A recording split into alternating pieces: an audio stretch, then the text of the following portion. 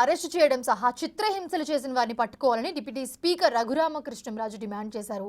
విజయపాల్ను arrest చేయడం సంతోషంగా ఉందన్న ఆర్ఆర్ఆర్ నాటి అరెస్టులో సునీల్ కుమార్దే కీలక పాత్ర అన్నారు ఆయన.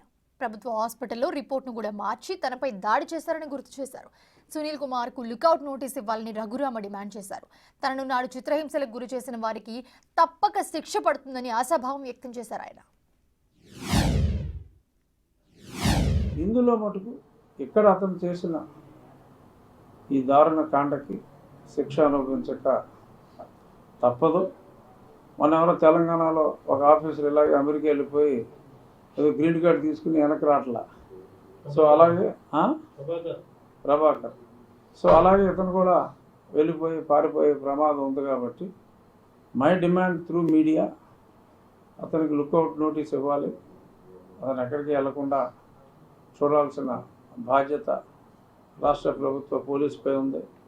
అదర్వైజ్ ఇప్పటికీ ఎన్నో వ్యాపారాలు ఉన్నాయి కాబట్టి మరి అతను పారిపోయే అవకాశాలు ఉన్నాయి. కాబట్టి it's my appeal as an individual who had suffered,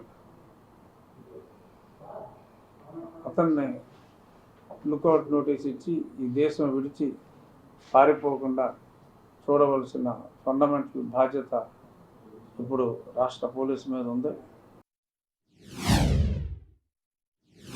ఎన్నో దందాలు ఆ రూముకు కూడా నన్ను చిత్రహింసలు పెట్టాక ఆ రూముకు కూడా RRR రూమ్ అని చెప్పి పేరు పెట్టి మరి ఆ తర్వాత అందరినో డబ్బుల కోసం దందాలు చేస్తూ దొంగ కేసులు పెట్టి ఆ రూమ్కే తీసుకెళ్ళి ఇదేరా RRR రూము, ఇక్కడే MP అయినా సరే పదవి దొబ్బాం మీరెంతరా అని చెప్పి ఎంతోమందిని ఆ గదిలో ఇదే బ్యాచ్ ఇదంతా ఒక రాకెట్. ఇది సునీల్ కుమార్, విజయపాల్ ఇదంతా రాకెట్, ఎక్స్టార్షన్ రాకెట్ ఇది.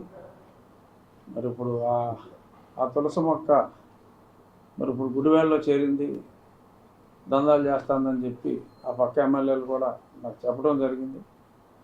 ఎందుకంటే నా కేసులో ఇన్వాల్వ్ అయ్యాడు కాబట్టి ఇది నేను ఆ తులసి మొక్క గురించి కూడా ప్రత్యేకంగా చెప్పవలసి వస్తాను. పడిన ఆ వేగానికి ఆ బరువుకి నా తల వైపు ఉన్న మంచం కోళ్ళు ఇరిగి నా కాళ్ళు అలా పైకి వచ్చినాయని చెప్పాను కదా. సో ఒక బలమైన వ్యక్తి బాగా ఎక్కువ బరువు ఉన్నప్పుడు కూర్చున్నాడు. ఇప్పుడు డెఫినెట్గా అనుమానితులకి ఇలా కర్చీఫ్ వేసి నేను గుర్తుపెట్టే అవకాశాలు డెఫినెట్గా, ఎందుకంటే నాకు జ్ఞాపకశక్తి ఎక్కువే. మళ్ళీ అలాంటి కర్చీఫ్లు కడితే ఆ వచ్చిన బండవాడు ఎవడో, ఆ చెస్ట్ మీద కూర్చుని బండవాడు, ఇవన్నీ కూడా నేను కూడా ఖచ్చితంగా గుర్తుపట్టగలను. స్పీడ్గా ఇక్కడి నుంచి నెక్స్ట్ 1-2 రోజుల్లో ఖచ్చితంగా